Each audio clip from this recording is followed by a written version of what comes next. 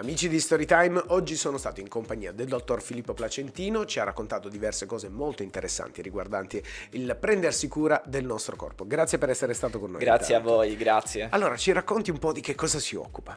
Allora, io sono un cardiologo che si occupa in particolar modo del trattamento delle aritmie cardiache, sia dell'ablazione delle bruciature delle aritmie, sia dell'impianto dei pacemaker e defibrillatori. Ok. Le aritmie sono tutti quei disturbi elettrici del cuore dove avvertiamo il cuore che non batte in maniera regolare come dovrebbe. Esistono le tachicardie dove il cuore va molto veloce e bisogna in alcuni casi intervenire, ma va valutato caso per caso. Esistono anche le bradicardie dove il cuore va troppo lento. In questi casi di solito interveniamo modificando gli stili di vita che magari non sono del tutto corretti, Certo. quindi si interviene sugli stili di vita. Laddove è necessario si valuta se fare delle terapie. E infine esistono anche in alcuni casi anche degli interventi per trattare proprio le aritmie come la fibrillazione